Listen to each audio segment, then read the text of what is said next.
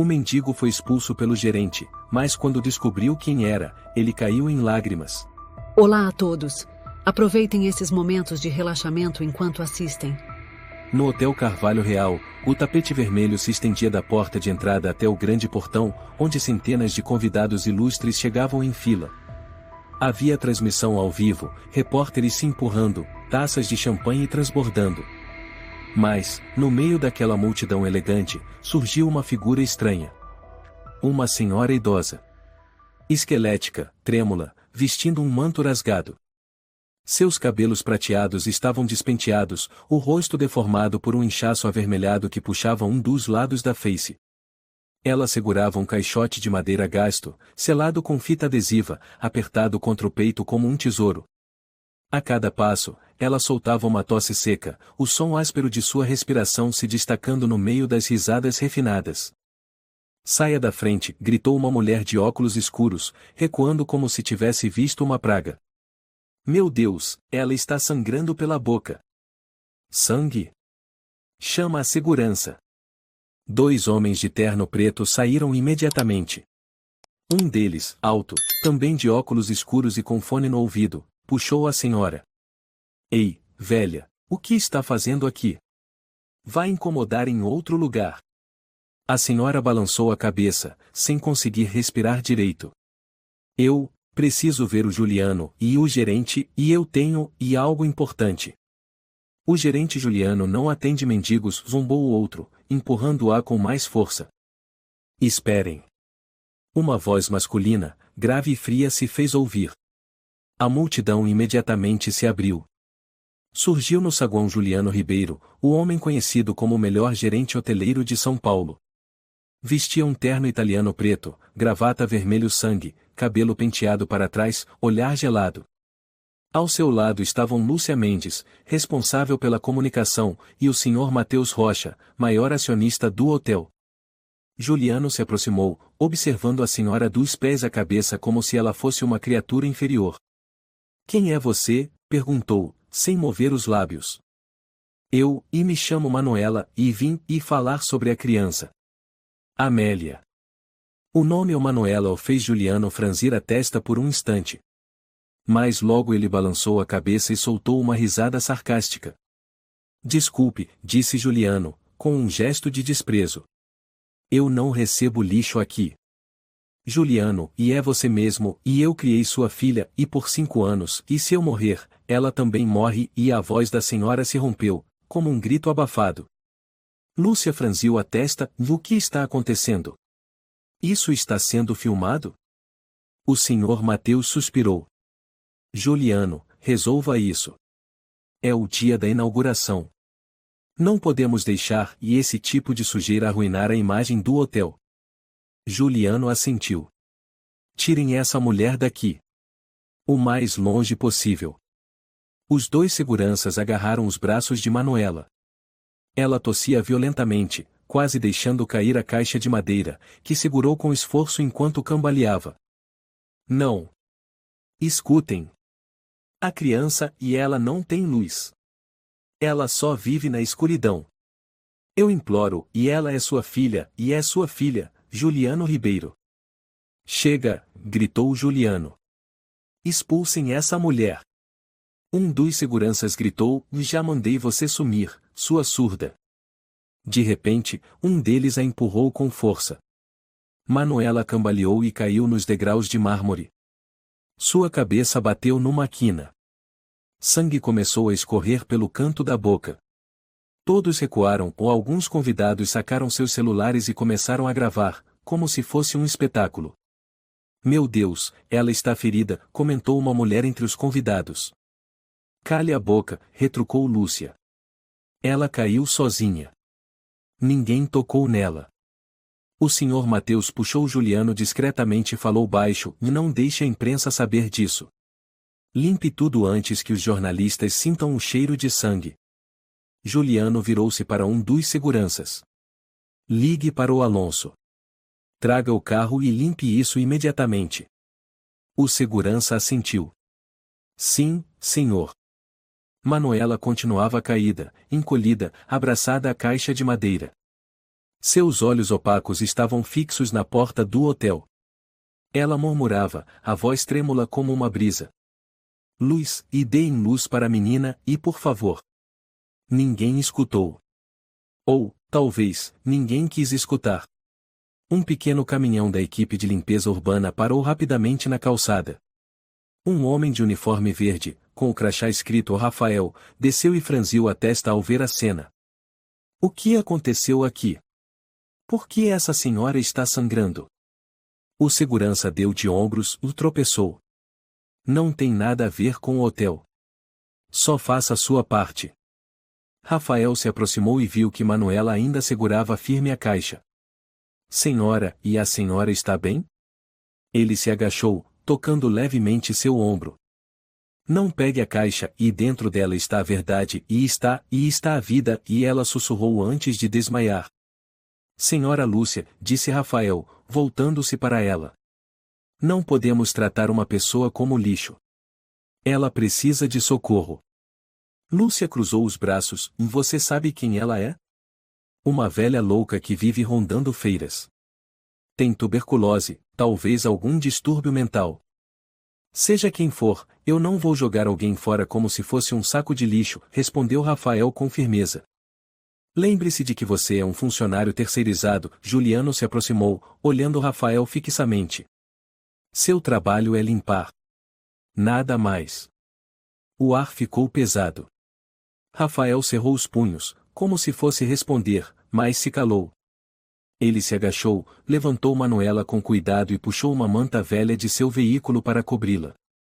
A caixa de madeira escapou das mãos dela e caiu no chão de mármore, fazendo um som seco, clac. Juliano se aproximou, deu um leve chute na caixa de madeira para o lado, sem sequer olhar para baixo. Levem essa mulher para outro lugar. E da próxima vez, impeçam criaturas como essa de entrarem no meu hotel. Lúcia assentiu, já pegando o celular para ligar ao departamento de comunicação. Apaguei todos os vídeos desta manhã. Quem postar, será processado. Imediatamente. Rafael voltou, carregando Dona Manuela até o veículo. Por um instante, seu olhar cruzou a caixa de madeira ainda caída nos degraus. Ele não disse nada, mas se agachou em silêncio, pegou a caixa e a colocou ao lado da senhora. Depois entrou no carro e fechou a porta. O veículo partiu. As pessoas voltaram às taças de champanhe, aos flashes e às risadas animadas. Ninguém percebeu, ou ninguém se importou, que naquela mesma manhã, uma mulher carregando um segredo capaz de incendiar todo o Império Carvalho Real havia sido chutada ao chão. Enquanto o caminhão da equipe de limpeza se afastava do Hotel Carvalho Real, Rafael dirigia devagar pelas ruas arborizadas do bairro Jardins. O vento frio entrava pelas frestas da janela, trazendo um cheiro de mofo. Dona Manuela continuava desacordada, apertando a caixa contra o peito. Rafael lançou um olhar pelo retrovisor, depois ligou a seta e virou numa ruela que levava ao conjunto habitacional antigo onde vivia com a irmã. Camila, ele chamou ao estacionar em frente ao apartamento térreo. A porta se abriu e uma jovem de cerca de 30 anos, cabelos castanhos presos num rabo de cavalo, correu até ele. O que foi, mano? Quem é essa? Me ajuda a levá-la para dentro. Ela tá ferida, e parece que não tem para onde ir. Camila franziu a testa ao ver o sangue seco escorrendo do canto da boca da senhora. Você tá maluco, Rafael? E se for tuberculose? A gente pode pegar. Não sei, mas não posso deixá-la morrer na rua, respondeu ele, firme. Eles a ajudaram a entrar. Camila limpou o sangue com cuidado, colocou uma toalha morna sobre o corpo da idosa. Rafael sentou-se ao lado, segurando a caixa de madeira. Você vai abrir? Perguntou Camila. Rafael ficou em silêncio por um momento, depois assentiu. Só para ver se tem algum documento. Se não, como vamos saber para quem ligar? A caixa se abriu com um estalo. Dentro, havia um maço de documentos antigos, algumas fotos, um pendrive e um exame de DNA amarelado, que dizia, Juliano Ribeiro pai biológico, resultado positivo 99,98%. Junto, uma foto de uma menina encolhida num canto escuro, os olhos grandes refletindo um medo primitivo. Meu Deus, murmurou Camila. Essa é, e a filha do Juliano Ribeiro, disse Rafael, olhando novamente para o exame. Um gemido fraco quebrou o silêncio. Dona Manuela abriu os olhos. Amélia, e a caixa? Calma, senhora. Não pegamos nada, disse Rafael rapidamente. A senhora precisa de um médico. Sem hospital, e eles vão saber, e vão vir me matar, e ela balançava a cabeça desesperada, tossindo forte. Matar? Quem quer matar a senhora? Manuela tremia, olhando para Rafael e Camila com um olhar selvagem. Estela, e a dama da caridade, e é o demônio. Ao mesmo tempo, na zona norte da cidade de São Paulo, entre um terreno isolado cercado por grades de aço e um bosque de pinheiros, ficava o abrigo de caridade Nossa Senhora, elogiado pela mídia como um paraíso para órfãos. A fundadora, Dona Estela Ribeiro, madrasta de Juliano, era considerada um símbolo nacional da filantropia. Estela estava sentada em seu escritório revestido em madeira, segurando uma taça de vinho tinto. Vestia um elegante vestido roxo escuro e colar de pérolas negras. Ao seu lado, o Dr. Gustavo Barbosa, chefe do setor de pesquisas especiais do abrigo. Alguma novidade do hotel? Perguntou Estela, sem se virar. Gustavo abaixou a cabeça. A mulher. Manuela, e apareceu. Mas, segundo Juliano, ela já foi contida. Ninguém percebeu. Estela esboçou um leve sorriso. Eu já disse antes, só quero a terra. Nada de sangue. Não gosto de sangue. Sim, senhora. Ela se levantou e caminhou até uma parede coberta de fotos de crianças. Imagens sorridentes, todas usando os uniformes do abrigo. Lá fora, o que as pessoas veem? Um anjo cuidando de órfãos. Gustavo respondeu suavemente. Por dentro, um paraíso da pesquisa biológica. Estela girou nos calcanhares, o olhar cortante. Não. Um inferno da evolução. Gustavo assentiu. Acabamos de receber um novo lote de fármacos do Instituto Nacional de Pesquisa Biológica. Eles querem testar os efeitos do composto R23 sobre o sistema nervoso em formação. Quantas doses? 12. Precisamos de 12 crianças saudáveis, entre 3 e 6 anos. Estela sorriu. A sala B3 tem 11. Pegue mais uma do grupo novo. A menina de cabelo cacheado, Alma, pode usá-la. Sim, senhora. Estela foi até a escrivaninha e abriu uma gaveta secreta. Dentro, pilhas de dossiês espessos e listas de desaparecidos, termos de entrega voluntária assinados por mães desesperadas, enganadas nos hospitais. Num dossiê separado, havia uma foto de Amélia, ainda bebê, embrulhada num cobertor, nos braços de Manuela. Essa menina, e é o maior problema, murmurou Estela. Gustavo franziu o senho. Na verdade, e nunca chegamos a experimentar nada nela. Estela se virou abruptamente. O que você quer dizer com isso?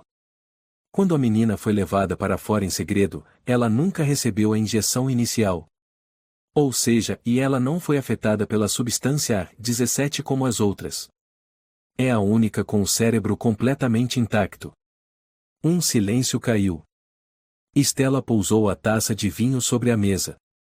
E a tal Manuela cuidou dela por 5 anos e sem ser descoberta? Suspeitamos que ela tenha se mudado constantemente. Usou identidade falsa. Sem registro hospitalar. Sem escola. Estela apertou com força os braços da poltrona. Encontrem a menina. E aquela velha também. Se ela sobreviver e falar, o tudo vai desmoronar. Há informações de que Manuela tentou contatar uma ex-enfermeira chamada Ana Silva, em Taubaté. Talvez esteja ajudando-a. Mande alguém. Elimine tudo. O olhar de Estela era gélido. Quero tudo que tem a ver com essa menina e apagado do mundo. Enquanto isso, no apartamento de Rafael, Manuela começou a contar, a voz entrecortada como se cada palavra fosse o último suspiro. Eu sou enfermeira aposentada e trabalhei num abrigo de caridade e achava que estávamos salvando crianças e mais depois e vi os pequenos enlouquecendo, sem dormir, tendo convulsões. Camila perguntou baixinho. O que a senhora viu? Um laboratório, e com cheiro de remédio, luz branca, e choros, e arranhões. Tinha criança que mastigava a própria língua, outras achavam que eram pássaros, ou por causa de injeções alucinógenas. Rafael sussurrou. E a Amélia? Era filha de uma mulher e que investigava em segredo, e mais foi assassinada. Encontrei a menina num saco de pano, e dentro havia o exame de DNA, e provando que Juliano é o pai. Juliano sabia? Perguntou Camila. Não. Ou fingia que não. Mas Estela sabia. E ela ordenou, se não puder morrer, faça com que viva como se estivesse morta. Rafael ficou sem palavras. Manuela continuou. Escondi a menina, e no porão, e ensinei-a a viver no silêncio, e a respirar sem fazer barulho, e a falar só quando não houvesse passos por perto. Camila cobriu a boca, os olhos cheios d'água. E por ela, e eu ia à feira, e fingia ser mendiga, e para comprar remédios, papel higiênico, e mais fui xingada, e chutada, e jogaram gelo na minha cabeça. A senhora é uma heroína, disse Rafael. Não, e sou só uma velha, e que não conseguiu salvar ninguém, e só queria, e que a menina visse a luz uma vez, e antes de eu morrer. Ela segurou a mão de Camila. Prometa para mim, e se eu não sobreviver, me entregue aquela caixa, e à pessoa certa, e para que Amélia não vire outra sombra. Naquela noite, o apartamento de Rafael parecia submerso numa escuridão espessa, com apenas uma lâmpada amarela acesa num canto. Camila fervia a água para fazer chá de ervas para a tosse de Manuela, enquanto Rafael estava à mesa, copiando cuidadosamente alguns documentos da caixa de madeira para um pendrive de segurança. O que você vai fazer com isso tudo? Perguntou Camila. Mandar pro meu amigo advogado, Tomás Figueiredo. Confio nele. Pelo menos alguém vai guardar uma cópia, caso alguém. E Rafael fez uma pausa, olhando Manuela deitada no sofá. Seja silenciado. Você fala como num filme de conspiração. Camila sorriu tristemente. Não é filme. É o inferno real. E ela tá vivendo dentro dele. Naquele momento, Manuela abriu os olhos e murmurou com dificuldade. Preciso contar a alguém e toda a verdade. Rafael correu até ela. Fique tranquila, estamos gravando tudo. Camila ligou o gravador do celular e o colocou próximo à senhora. Manuela assentiu lentamente. Meu nome completo é Manuela Tavares e fui enfermeira no abrigo de caridade Nossa Senhora, em um lugar que todos acham que é o paraíso e mais por dentro, e é uma criação de humanos. Camila se encolheu. A senhora disse, e criação de humanos? Não apenas criar e experimentar, suspirou Manuela, os olhos vazios. Injetavam drogas, davam água com produtos químicos e monitoravam as reações. Teve criança que ficou 4 dias sem dormir, depois mordeu o próprio dedo até o osso. Rafael perguntou. Quem comandava? Estela Ribeiro e aquela bruxa disfarçada de anjo e forçou a ex-esposa de Juliano a se livrar de provas e depois a moça foi suicidada na banheira. Camila mal conseguiu falar. E depois disso, a senhora adotou a Amélia? Manuela assentiu. Numa tarde. Eu estava de plantão à noite quando ouvi batidas na porta dos fundos do abrigo. Abri e vi um saco de pano encharcado de chuva, ofegante. Dentro estava a menina e junto com um bilhete escrito à mão, fique com ela. Mas fique em silêncio, ou morra. Meu Deus, e murmurou Rafael. No início, pensei em chamar a polícia, continuou Manuela. Mas depois, lembrei que a polícia já tinha ido lá uma vez, e nunca mais voltou. Por que foram comprados? Perguntou Camila. Ou foram ameaçados? Ou os dois? Manuela pigarreou, tossiu algumas vezes e continuou. Eu fugi. Levei a Amélia comigo. Mudava de lugar o tempo todo. Usei a identidade falsa da minha irmã falecida. Sem registros. Sem escola. Rafael assentiu levemente. E como a senhora conseguiu sobreviver? Manuela deu uma risada seca. Mendigando. Me disfarçava toda semana. Usava peruca. Passava cinza no rosto. Teve vez que fingi ser muda. Só para conseguir dinheiro para comprar xarope, papel higiênico e pão embolorado para Amélia.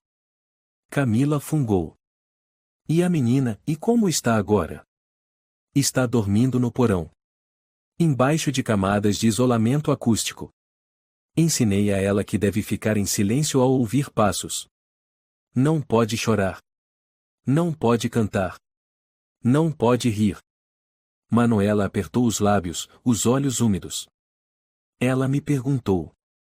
Vovó, eu sou gente? A frase perfurou os corações de Rafael e Camila. Meu Deus, e Camila soltou a mão e quase deixou cair o copo d'água. Ela devia estar aprendendo a desenhar, a cantar, a brincar no escorregador como qualquer criança, e Manuela disse, com a voz embargada. Mas só sabe se esconder. Só sabe ouvir o som do meu coração para ter certeza de que ainda está viva. Rafael disse baixinho. Não. A senhora fez o melhor que podia. Manuela olhou fixamente para ele. Não é o bastante. Eu quero expor a verdade. Quero que Juliano saiba que ela existe. Quero ver Estela diante de um tribunal. Mas toda vez que penso em sair da sombra e ouço aquelas ameaças. Que tipo de ameaças? Perguntou Camila. Manuela tirou um celular antigo do bolso e abriu uma gravação. Uma voz masculina, rouca e ameaçadora dizia. Você é a última brecha. Se essa menina aparecer, eu vou te queimar viva. Meu Deus! Camila tapou a boca com as mãos. Rafael cerrou os dentes. Eles não vão parar. Manuela sorriu com amargura. Eles só vão parar quando virem meu corpo enterrado. Rafael murmurou. A senhora precisa sair daqui. Não dá mais tempo, Manuela balançou a cabeça. Eu os ouvi. Eles descobriram que eu não morri no hotel. Esta noite, e eles virão. Camila empalideceu. Vamos chamar a polícia. Não adianta. Eles têm gente lá dentro. Acreditem, eu sobrevivi a cada ligação grampeada, a cada passo do lado de fora da janela às 2 da manhã. Rafael segurou firme os ombros da senhora. Então o que fazemos? Manuela tirou um papel do sutiã. Este é o endereço do cemitério onde minha filha foi queimada por engano. Estela mandou forjar um acidente, depois cremou outro corpo para encobrir tudo. Eu vou até lá. Quero ver minha menina uma última vez. E se eu tiver que morrer e que seja ao lado da minha filha de sangue? Camila chorava. Não. A senhora não pode ir sozinha. Preciso ir. E quero levar esta caixa de madeira até a porta do hotel mais uma vez. Se Juliano me rejeitar, então vou morrer na soleira da casa dele. Para que ele nunca escape dos olhos da própria filha. Rafael assentiu. Nós iremos com a senhora. A senhora não está sozinha. Manuela balançou a cabeça. Se vocês forem comigo, também vão morrer. Eu já vivi demais. Mas vocês ainda são jovens. Prometam, e se eu não voltar, o protejam Amélia. Levem ela até a luz. O silêncio tomou conta do cômodo. Lá fora, o vento começou a uivar. Como um presságio da longa noite que se aproximava. O porão do apartamento número 15 da rua São Bento era isolado do mundo exterior por 3 camadas de proteção, uma porta de ferro, uma porta de madeira grossa e uma cortina acústica selada com fita de espuma. Não havia janelas, nem vento, nem um fiapo de luz natural. Apenas uma lâmpada amarela fraca lançava sombra nas paredes manchadas. No canto da parede, um colchão fino estava encostado no chão. Ao lado, uma caixa de leite vazia, um ursinho de pelúcia com uma orelha rasgada e uma pilha de gibis tão desbotados que as letras já não podiam ser lidas. Amélia, uma garotinha de 5 anos, estava sentada com os joelhos encolhidos, abraçando o ursinho. Seus cabelos castanhos estavam embaraçados, os olhos fundos por falta de sono. Suas mãos pequenas seguravam firme a caixa de leite como se aquilo fosse sua última âncora de vida. Um leve clique soou quando a porta do porão se entreabriu. A menina se encolheu mais, recuando até o canto da parede, com os lábios tremendo. Sou eu, minha luz, e sua vovó da luz está aqui, e a voz de Manuela soou como um sussurro. Amélia não respondeu.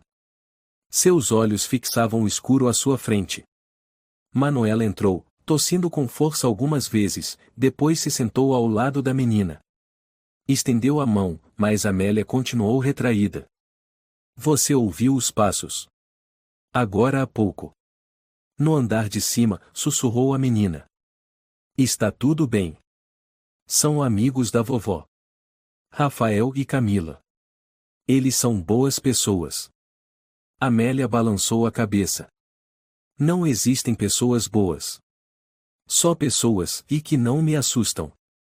Manuela pousou a mão sobre a cabeça da menina e acariciou seus cabelos. Me perdoa, e por não conseguir te dar um lugar claro. Um quarto com janela. Com pipa. Com som de piano. Amélia ergueu o rosto. Seus olhos redondos, infantis, estavam cheios de um medo antigo. Vovó, e eu sou gente? Manuela congelou. Por que você pergunta isso, meu amor? Porque eu nunca saí lá fora. Não posso falar. Não posso rir. Não posso chamar ninguém de mãe ou pai. Só vejo a senhora e a escuridão. A velha a apertou forte contra o peito, com a voz embargada. Você é humana. É tão humana quanto eu, quanto qualquer outra pessoa. Você merece ter o céu, o sol, os braços dos seus pais. Amélia sussurrou. Então por que eu vivo como um fantasma? Manuela começou a chorar. Porque eu fugi. Porque lá fora há pessoas que querem transformar você em algo que não é mais humano. Eles são os que mataram minha mãe? Amélia perguntou, com uma voz baixa como o sussurro do vento. Manuela assentiu levemente. Sim. Sua mãe foi corajosa. Ela descobriu os segredos do abrigo. Queria revelar tudo, mas eles não permitiram. E eles vão me matar se souberem que estou viva? Sim. Mas eu não vou deixar. Eu prometi para sua mãe. Silêncio por um longo tempo. A luz amarela projetava a sombra das duas na parede mofada. Manuela entregou para a menina uma presilha velha de plástico em forma de borboleta. Comprei isso com o primeiro dinheiro que mendiguei. Foi quando você aprendeu a dizer meu nome. Amélia sorriu, fraca. Eu lembro. A senhora disse, a gente não tem nada, mas temos uma outra. Isso mesmo.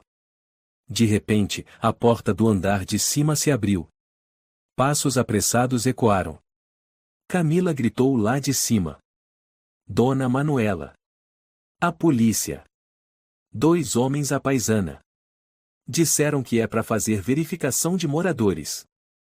O rosto de Manuela empalideceu. Droga, e eles nos rastrearam. Amélia se assustou. Eu tenho que me esconder? Não, e não, meu amor. Eu vou falar com eles. Fique aqui. Não abra a porta por nada. Só se ouvir a vovó cantar a música Estrela do Céu, e lembra? Amélia assentiu. Lembro. Manuela beijou sua testa, levantou-se. As mãos tremiam, mas os olhos estavam firmes. Subiu as escadas com o coração acelerado. 2 homens estavam na porta. Um alto e magro, cabelo penteado com precisão, olhos que varriam o ambiente sem piscar. O outro, mais baixo, segurava uma pasta. Boa noite, disse o mais baixo. Sou o agente Heitor Lima, este é meu colega Tiago Moreira. Temos ordem de verificar esta área por suspeita de ocultação de menor. Camila tentou manter a calma. Não estamos escondendo ninguém. Este é um apartamento alugado legalmente, com documentação. Você é o que de Rafael Santos? Irmã. Onde ele está? Foi ao mercado. Heitor olhou ao redor. Há uma idosa morando aqui também, não? Manuela se aproximou. Sou eu. Tiago a analisou com atenção. Recebemos denúncias de que a senhora já causou transtornos em locais públicos. Inclusive um incidente no Hotel Carvalho Real? Manuela riu secamente. Só fui procurar o pai de uma criança. Heitor perguntou. E essa criança está onde? Manuela olhou fixamente para ele. Não está mais aqui. Ela se foi. Tem a certidão de óbito?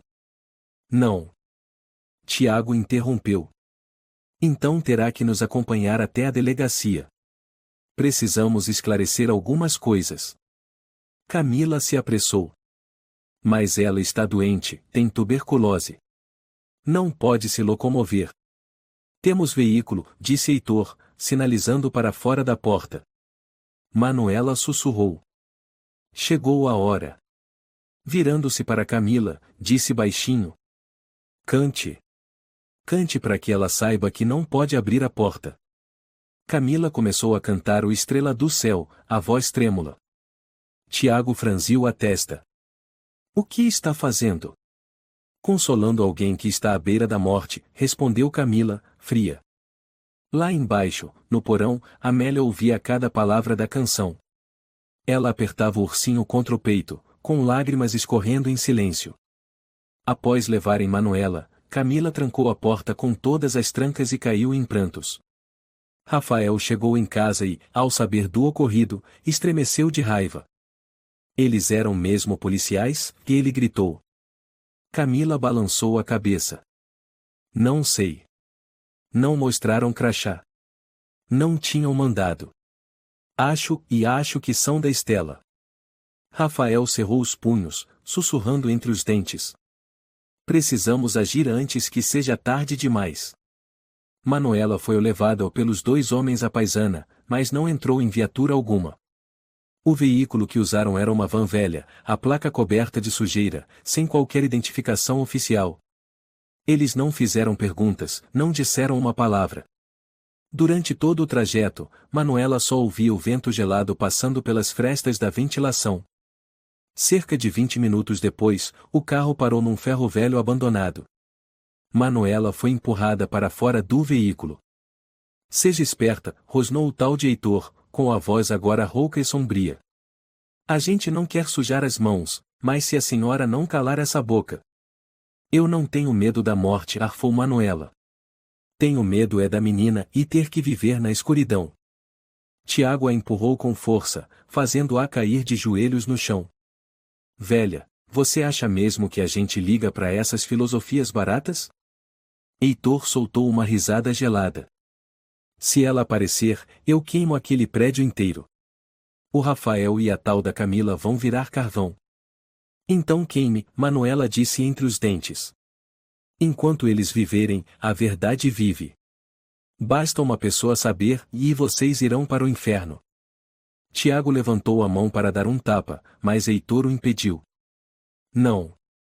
Essa velha não vai morrer fácil. Eles subiram no carro e partiram, deixando a idosa caída no terreno baldio, com sangue escorrendo do joelho e da boca. Mas mesmo assim, Manuela se levantou, segurando o peito, e começou a mancar de volta à cidade. Ela sabia, e não lhe restava muito tempo. Seus pulmões já estavam apodrecendo há muito. Na manhã seguinte, na Feira da Liberdade, o maior mercado de rua de São Paulo, Manuela apareceu como de costume. Usava um lenço sujo na cabeça, um suéter rasgado, e luvas sem dedos. Sentou-se na calçada, perto da barraca de verduras de Dona Teresa, uma mulher gorda e bondosa. Está tossindo feio de novo, hein, senhora, disse Teresa ao ver a velha se engasgar em crises de tosse. Coisa de velho, e Manuela respondeu, evitando o contato visual. Teresa colocou em sua mão um pacotinho de lenços e uma maçã. Daqui a pouco vem um grupo médico voluntário distribuir remédios. Não perca, a senhora precisa de antibiótico. Obrigada, e mais não posso deixar que meu nome vá para nenhuma lista. Manuela balançou a cabeça. Teresa suspirou. Não sei o que a senhora está escondendo, mas precisa continuar viva. Não, e só preciso viver mais, e uns dias, e Manuela sussurrou. Ela abriu a velha sacola de pano. Dentro, algumas moedas, notas amassadas. O suficiente para comprar xarope para tosse e um pacote de papel higiênico barato. Um grupo de adolescentes apareceu na entrada da feira. Dois rapazes e duas moças vestidos com roupas da moda, óculos escuros, celulares em punho gravando TikTok, rindo alto. Ei, olha ali, gritou a garota de cabelo azul. A bruxa muda está de volta. A velha que geme igual gato morrendo naquele canto todo fim de semana, zombou o rapaz de cabelo espetado. Manuela abaixou a cabeça. As mãos continuavam apertando o saco de pano. Seus lábios tremiam. Ela já estava acostumada com insultos. Mas hoje, eles pareciam mais excitados do que o normal. Vamos filmar isso, gritou o terceiro. Desafio do banho de gelo na mendiga sagrada. Quem tem medo de perder viu. As risadas explodiram. Um deles tirou da mochila um saco de gelo comprado no supermercado próximo. Por favor, e não, e Manuela implorou. Estamos só ajudando a senhora a se refrescar, gritou a de cabelo azul antes de despejar todo o saco de gelo sobre a cabeça dela. O corpo de Manuela tremeu violentamente. A água gelada escorreu por suas costas, desencadeando uma crise de tosse feroz. Ela tossia sem conseguir respirar, agarrando-se ao chão para não cair de costas. Filma o rosto dela, rápido, gritou um dos jovens. Olha que horror, e metade do rosto torto, e ainda tá sangrando. Vai bombar na live, certeza. Algumas pessoas no mercado se viraram para olhar, mas só balançaram a cabeça. Maluca, disse um homem. Deixa os moleques se divertirem. Velha desse jeito devia ficar em casa, concordou uma mulher ao lado. Ninguém se aproximou. Um policial próximo, oficial João Duarte, tomava café. Teresa correu até ele, gritando. Senhor! Tem um grupo atacando uma senhora idosa. O oficial arqueou as sobrancelhas. Qual senhora? Ali na esquina. Estão jogando gelo nela, xingando, filmando. João suspirou. Devem estar fazendo vídeo pro TikTok. Sem arma, sem lesão corporal. Aquela velha, lembro dela e tem histórico psiquiátrico, não tem? O quê? Teresa ficou chocada. Teve denúncia ano passado. Dizia que gritava na rua sobre o escuridão e abrigo de crianças. Deve ser delírio. Ela está doente. Não é louca. Teresa gritou. Mesmo assim, não há base legal para intervir, João deu de ombros, virando-se, continuando a beber seu café. Manuela ainda estava caída ali, encharcada, tossindo sem parar. Uma criança passou e jogou uma casca de banana nela antes de correr. Volta pro cemitério, monstro, gritou um dos adolescentes. Ela não chorou. Apenas apertou o saco de pano contra o peito, murmurando. Não esqueça e não deixe a luz se apagar. No fim da tarde, Manuela cambaleou de volta para a casa de Rafael. Suas roupas ainda estavam molhadas. Ela caiu sentada no degrau da entrada, exausta. Rafael correu e abriu a porta. Meu Deus! Onde a senhora esteve? Está encharcada. Feira, e fui comprar remédio, e encontrei uns demônios jovens. Camila trouxe uma toalha. Fiz uma sopa. Entre logo e tome algo quente. Manuela assentiu com a cabeça, entrou e sentou-se no sofá. Os olhos fundos dela se voltaram para a porta do porão. A Amélia já dormiu? Ainda está lendo gibi, respondeu Camila. Ela é muito quietinha. Manuela suspirou. Rezo para que ela nunca saiba que hoje me chamaram de monstro. Camila segurou a mão dela. Se ela souber, vai se orgulhar. Porque a senhora voltou. Trouxe o remédio. E não desistiu. Rafael sentou-se, a voz mais grave. Não podemos deixar isso continuar. A senhora tem provas. Temos que agir. Sim, Manuela concordou. E eu sei por onde começar. Onde? Ela abriu a sacola de pano e tirou a caixa de madeira. Colocou-a sobre a mesa. Vou levar isso e de volta ao Carvalho Real. Camila se alarmou. Não. Da última vez, a senhora quase morreu. Dessa vez, e eu vou morrer de verdade, disse Manuela, com os olhos ardendo. Mas vou morrer na porta dele. Para que ele nunca se esqueça e que a luz ainda espera um homem que saiba se arrepender. A noite caiu sobre São Paulo, e os ventos do início do inverno assobiavam pelas esquinas como um lamento distante. Na rua que levava ao Hotel Carvalho Real, Manuela caminhava lentamente, o suéter ensopado agora seco e grudado ao seu corpo magro como um esqueleto. Ela segurava a caixa de madeira contra o peito como se fosse seu último filho. Deixe-me ir com a senhora, e disse Rafael atrás dela, a voz embargada. Não, respondeu Manuela com suavidade. Esse é um caminho que preciso trilhar sozinha. Se eu morrer, que seja no lugar onde a luz foi apagada. Camila se aproximou e segurou sua mão. Pelo menos deixe-me acompanhá-la até o portão. Vou esperar por perto. Se algo acontecer, não deixem que descubram vocês. Se Stella souber que estão me ajudando e vocês também desaparecerão, como as crianças do abrigo. Rafael segurou os ombros dela com força, a voz dolorida. A senhora não é uma guerreira. É uma avó. Não. Manuela o encarou. Sou uma mãe. E minha filha morreu por causa do silêncio. Eu não deixarei Amélia ser engolida pela mesma escuridão. O Hotel Carvalho Real ainda brilhava sob as luzes como na noite de inauguração. Uma festa beneficente acontecia, com o título ironicamente cruel, pelo futuro das crianças em situação de rua. Convidados elegantes entravam, rindo, brindando sob lustres de cristal. Ninguém notou a velha esfarrapada que se aproximava silenciosamente pelo portão lateral. Manuela parou diante da porta giratória de vidro, tirou um pano velho e limpou rapidamente os sapatos gastos, um gesto final de dignidade. Do casaco, retirou um maço de documentos e uma foto da Amélia enrolada num cobertor, segurando uma caixa de leite vazia. Aqueles olhos, e idênticos aos de Juliano Ribeiro. Ela entrou no saguão. O burburinho cessou. Algumas pessoas se viraram, franzindo a testa.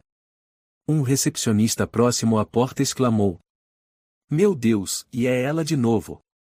Chame a segurança, sussurrou uma mulher de vestido de gala. 2 seguranças vieram correndo. Um deles era Antônio, o mesmo que a havia empurrado nos degraus. Ele franziu o senho. A senhora esqueceu que quase morreu aqui da última vez? Manuela não respondeu. Aproximou-se da recepção e colocou a caixa de madeira sobre o balcão. Preciso falar com Juliano Ribeiro. Antônio rosnou. Ele não atende loucas. Manuela levantou os olhos. Diga a ele, e que eu trouxe a luz dele. Pela última vez. No andar superior, Juliano Ribeiro brindava com os acionistas. O rosto permanecia sereno, elegante, mas o olhar carregava cansaço. Lúcia Mendes, diretora de comunicação, se aproximou apressada e falou baixo em seu ouvido. É ela de novo. A mendiga da outra vez. Apareceu no saguão. Disse que tem algo urgente. Está com uma caixa de madeira. Juliano soltou um suspiro. Mandei-na embora como antes. Não é tão simples, murmurou Lúcia. Ela disse, e que trouxe sua luz.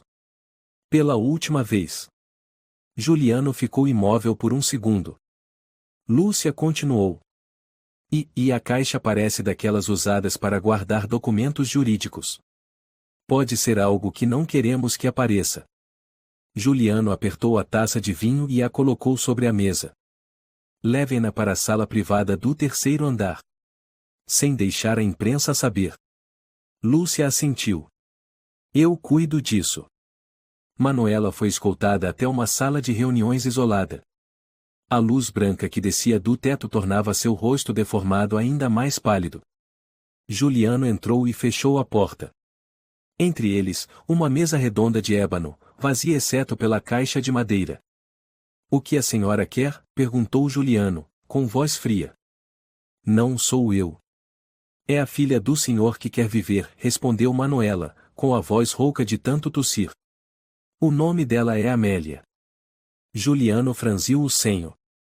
"Eu não tenho filha." Sua ex-esposa estava grávida antes de ser forçada a se suicidar. "As provas estão aqui." Ela empurrou a caixa em direção a ele. "O exame de DNA. Fotos. Gravações com confissões de Stella. E um mapa desenhado à mão do porão onde Amélia está vivendo." Juliano não se apressou em abrir. Cruzou os braços e riu com desdém. "A senhora inventou tudo isso por quê? Para me extorquir? Quer ser heroína?" Manuela levantou o queixo. "Não quero dinheiro. Muito menos fama. Só quero luz para aquela menina. Luz suficiente para que ela saiba que é humana. E não uma sombra que sobrevive de leite vencido e respiração sufocada." Juliano permaneceu em silêncio. Ela tirou do bolso uma foto de Amélia sentada na escuridão, olhando diretamente para a câmera. "Esses olhos, e são os seus, Juliano Ribeiro. Se o senhor ainda for humano, vai enxergar isso." Ele pegou a foto. 1 segundo. 2. Sua mão tremia levemente. "Como posso saber que não é tudo forjado?" perguntou, mas sua voz estava mais suave. "Porque Stella sabe que é real. E por isso ela quer me morta. Ontem à noite, 2 capangas quase me mataram num ferro velho." Juliano apertou a foto. Seu olhar tornava-se mais perturbado a cada instante. Manuela falou com firmeza. "Stella não só matou sua esposa. Ela matou dezenas de crianças. Com seringas. Com drogas. Com a indiferença de homens como o senhor, que preferem fechar os olhos para o sangue e as lágrimas." Juliano se levantou de repente. "Já chega." "Não, Juliano." Manuela bateu a mão na mesa. "Se não acredita, queime esses arquivos. Mas lembre-se, a cada noite, terá um sonho onde uma criança o chama de pai e antes de desaparecer para sempre na escuridão." Silêncio.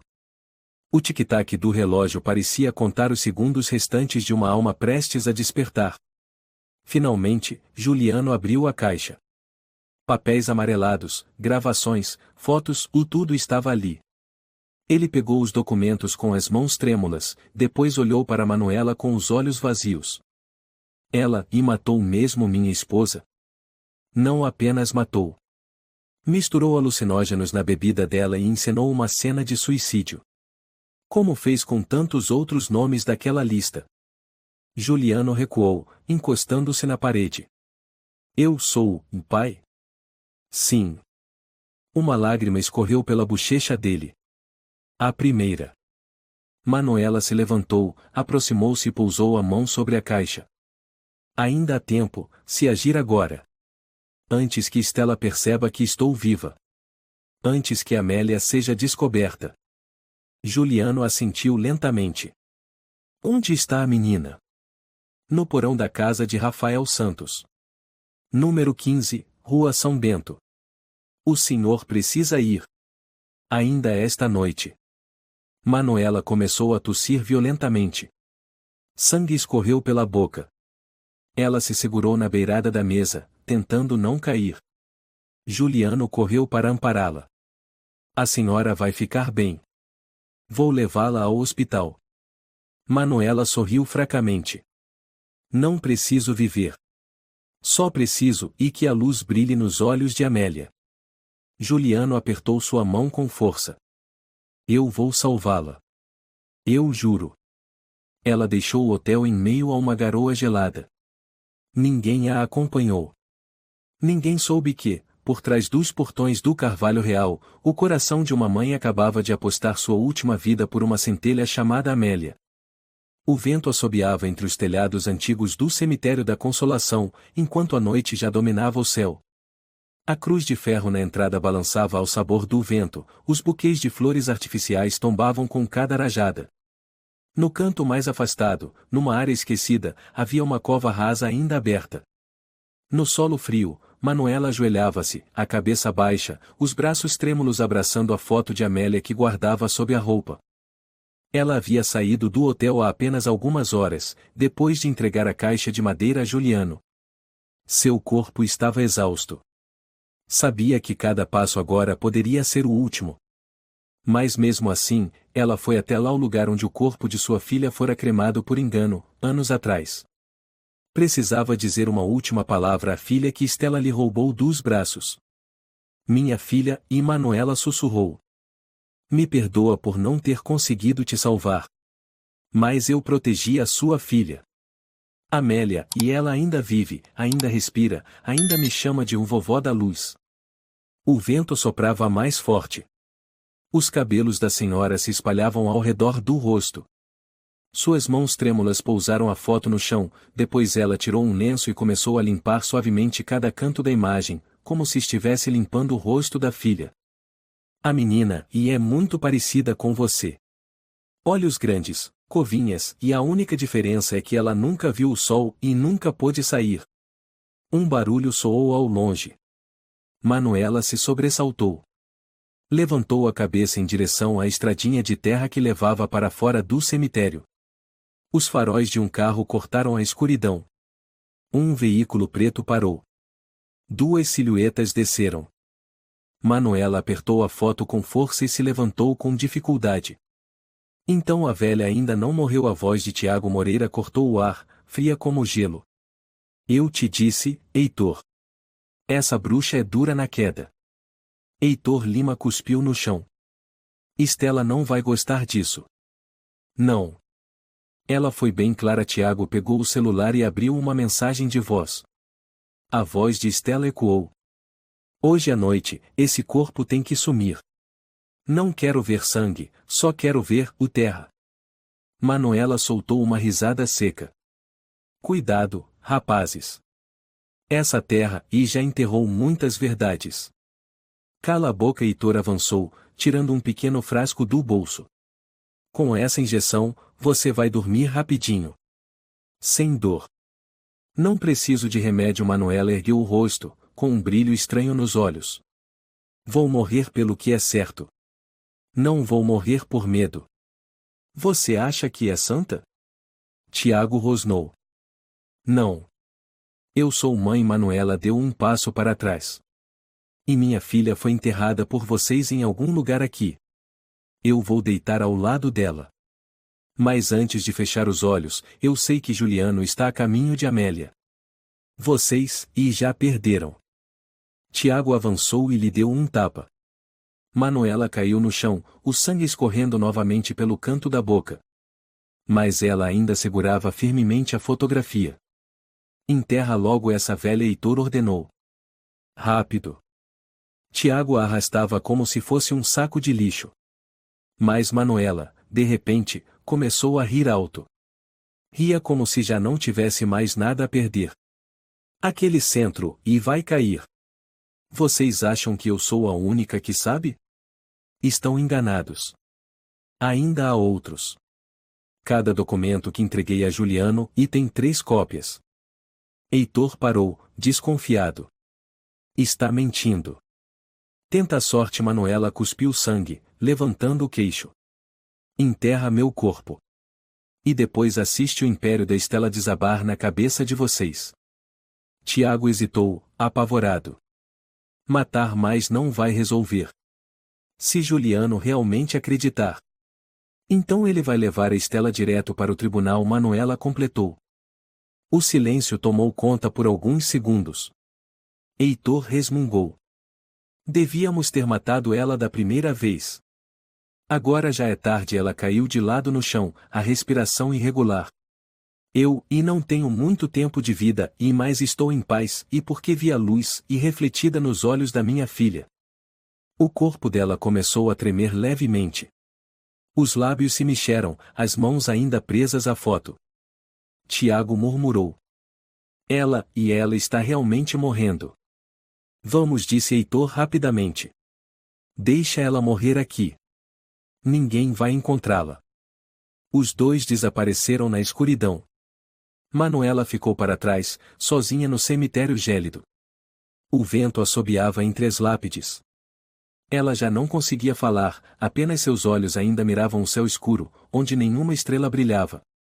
Um farfalhar surgiu por trás dos arbustos.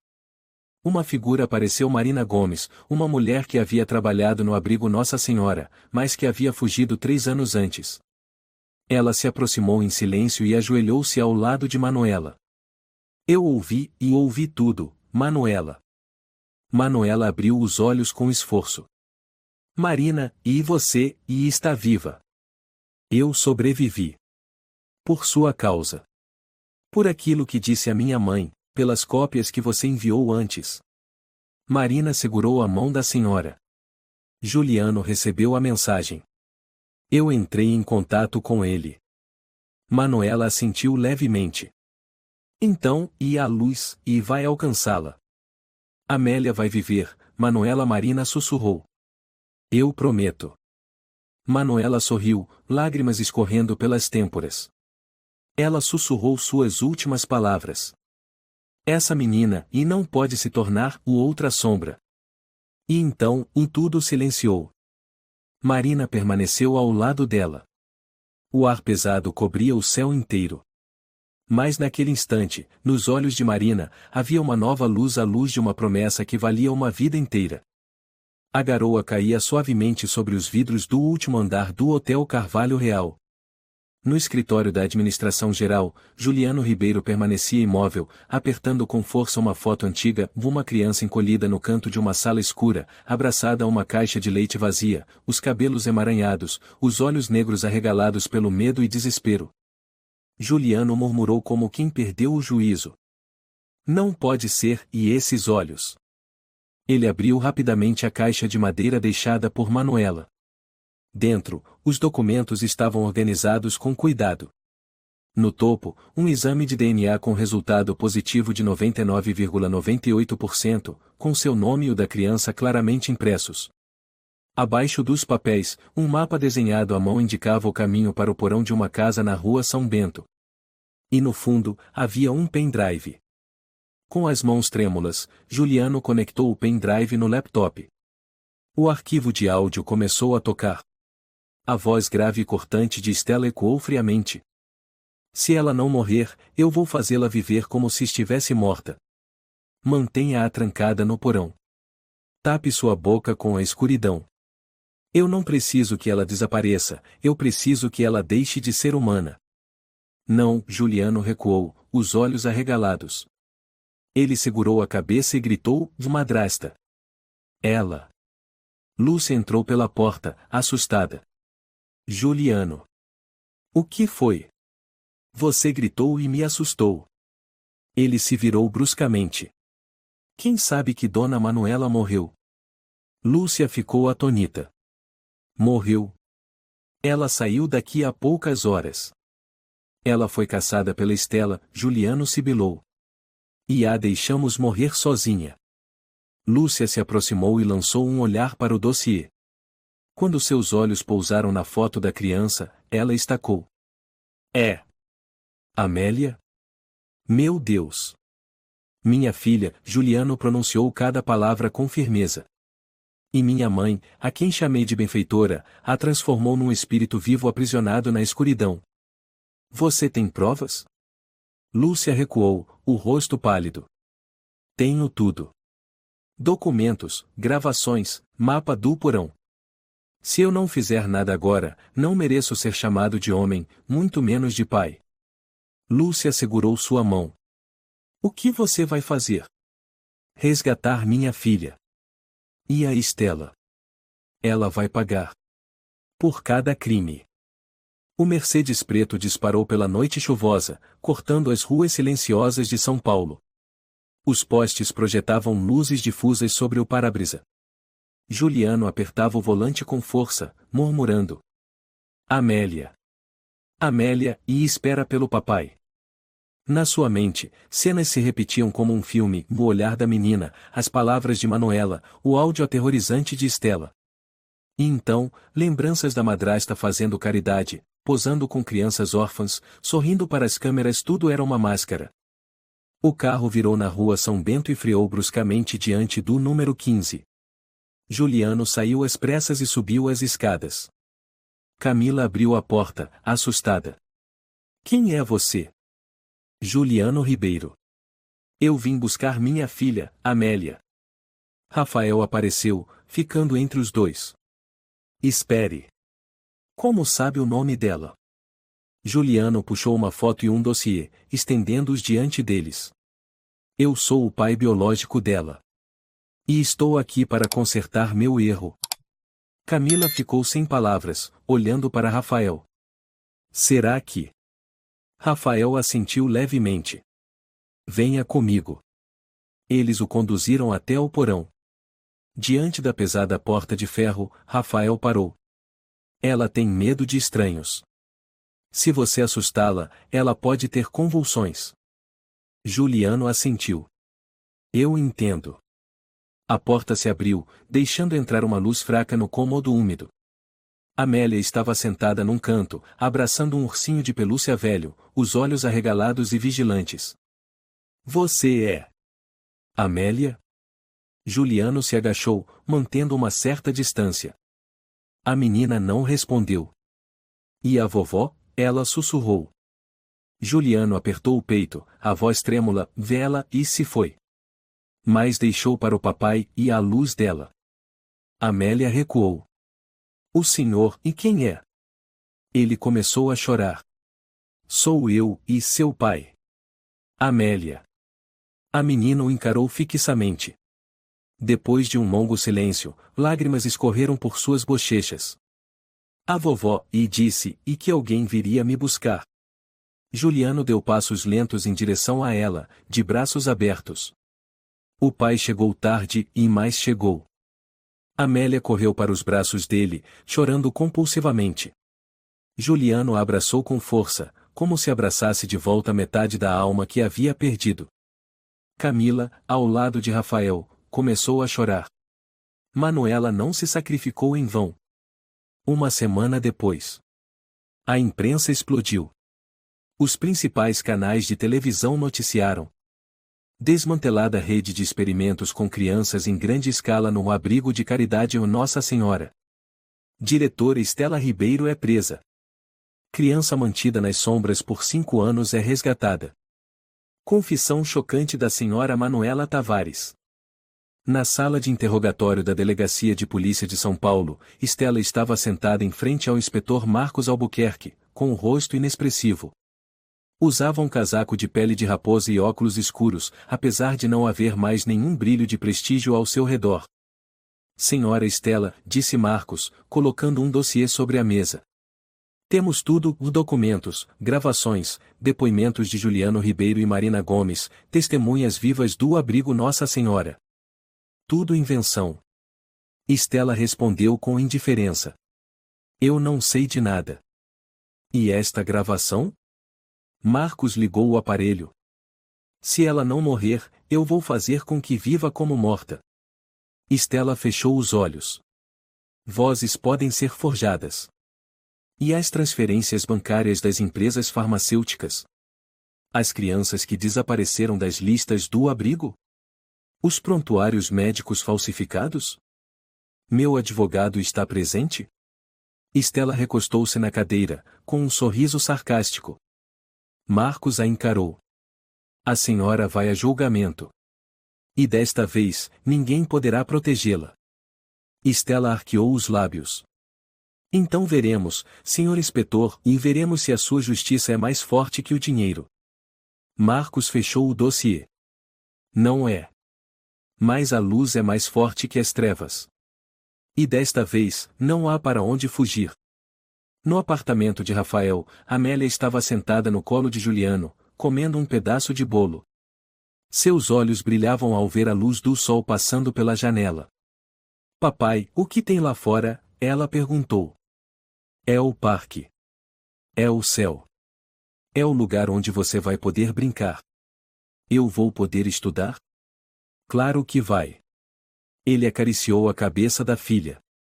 O papai já te matriculou numa escola nova. Então, eu sou uma pessoa? Juliano apertou a filha nos braços, com lágrimas caindo em seus cabelos.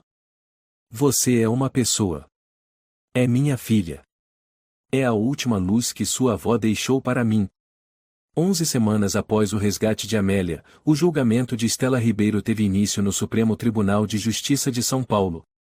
Do lado de fora, centenas de manifestantes erguiam faixas e nenhuma luz deve ser construída sobre as lágrimas das crianças. A imprensa se aglomerava, transmitindo tudo ao vivo, cada declaração reverberava em todo o país. Na sala do tribunal, Estela surgiu ainda usando um casaco de pele bege, cabeça erguida como uma dama que não aceita perder. Mais diferente de antes, desta vez não havia fotógrafos pedindo retratos, apenas olhares indignados e cheios de desprezo. O juiz Pedro Souza ocupava o assento central, com voz firme. Caso número 493, julgamento da réu Estela Ribeiro pelos crimes de envenenamento premeditado, abuso e tortura de menores, falsificação de cenas de crime, coação e tentativa de homicídio em massa. Iniciamos. A promotora Larissa Teixeira avançou, com o olhar decidido. Excelência, a réu Estela Ribeiro foi por muito tempo exaltada como símbolo da caridade, uma mulher que supostamente cuidava de centenas de crianças órfãs.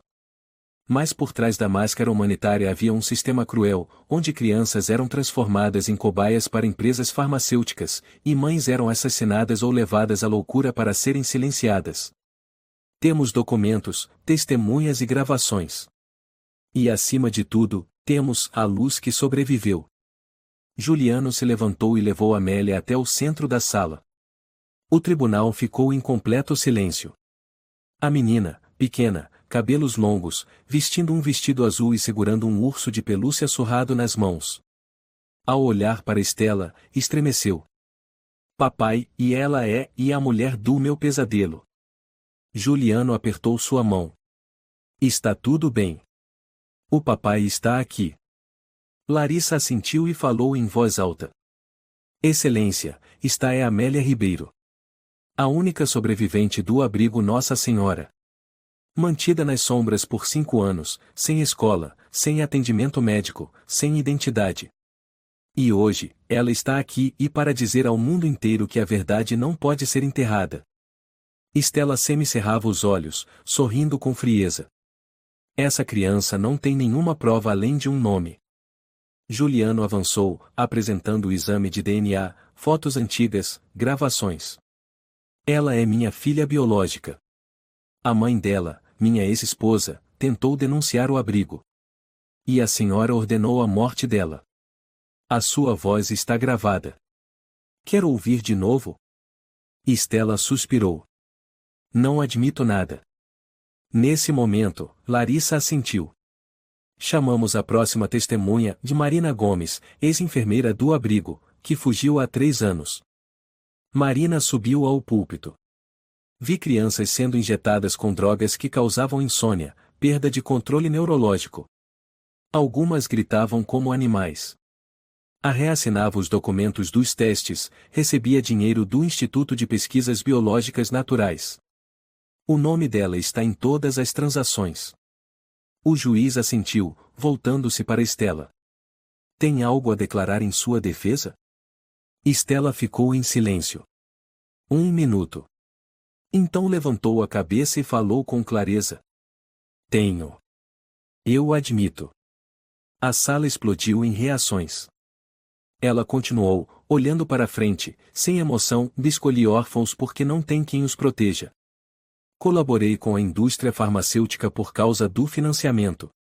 Eliminei quem me contrariava porque eram fracos. E se pudesse voltar no tempo, faria tudo de novo. Pedro bateu o martelo. A senhora está confessando seus crimes? Não. Só estou confessando a verdade. Pedro declarou com voz fria, sendo assim, eu declaro, Estela Ribeiro está condenada à prisão perpétua, sem direito a indulto. Será recolhida ao Presídio Feminino de Segurança Especial de Tatuapé. Todos os seus títulos estão revogados, seus bens, congelados. Estela sorriu com desdém. Podem me enterrar, e mais a minha luz já brilhou para sempre na história da caridade brasileira. Juliano se aproximou, os olhos marejados, e sussurrou, não. A sua luz veio do fogo que queimou os corpos dos outros. Estela o encarou pela última vez. Você não se parece em nada com seu pai, Juliano. Ele respondeu, porque eu sou o pai da Amélia. Um mês depois. No Parque da Luz, em São Paulo, Juliano organizou a cerimônia de lançamento da organização sem fins lucrativos chamada Luz de Manuela. Objetivo: proteger crianças abandonadas, buscar desaparecidos, e restaurar a dignidade das vítimas apagadas do sistema. Centenas de pessoas compareceram. Camila, Rafael, Marina, e até o inspetor Marcos estavam presentes.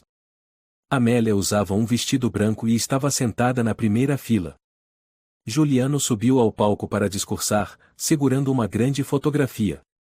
Esta é Dona Manuela Tavares, disse ele, com a voz embargada. Ela foi chamada de mendiga, levaram água gelada à sua cabeça, disseram que era louca. Mas foi ela quem salvou uma alma das trevas. E com os últimos suspiros de vida, ela me deu a mim, que fui um homem indiferente à chance de ser pai. Ele ergueu a foto de Manuela.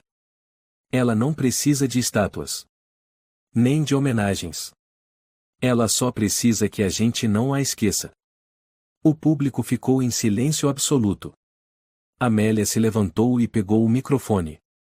A vovó Manuela dizia que a luz é algo que a gente tem que segurar com as duas mãos. Agora eu quero segurar essa luz. Por todas as crianças que não tiveram tempo de viver. Aplausos estrondosos ecoaram por todo o parque. Naquele mesmo dia, após a cerimônia, Juliano levou Amélia ao cemitério da Consolação. O túmulo de Manuela estava em seu canto antigo, onde ela deu seu último suspiro. Uma lápide nova havia sido colocada, com palavras simples, mas que silenciavam quem as lia. Ela foi chamada de pedinte, mas salvou uma alma com toda a parte ensanguentada da sua vida. Amélia colocou seu velho ursinho de pelúcia ao lado da lápide. Vovó, eu já vi o sol. Já fui para a escola. Tenho amigos. E vou contar para eles sobre a senhora. Juliano segurou a mão da filha. Eu também vou contar. Contar para o mundo inteiro. Pai e filha permaneceram ali, sob o pôr do sol dourado, suas sombras se alongando sobre o túmulo daquela mulher velha, que um dia foi tratada como pó, mas que fez o que toda uma sociedade esqueceu. Guardou a luz. Mesmo que fosse a última. A história é um lembrete profundo de que, às vezes, a luz não vem dos ricos ou poderosos, mas das pessoas pequenas, silenciosas e corajosas como Manuela. Mesmo desprezada, ela persistiu em proteger a verdade e a compaixão. Em um mundo cheio de mentiras, basta uma pessoa disposta a se levantar, a se sacrificar, para que a justiça volte a brilhar. A lição é clara, e nunca subestime a bondade, ela pode ser a única coisa capaz de salvar uma alma da escuridão eterna. Se você gostou desta história, convidamos você a dar um like e se inscrever em nosso canal. Seu apoio nos motiva a continuar trazendo histórias comoventes quase todos os dias. Estamos muito agradecidos pelo seu apoio. Até breve.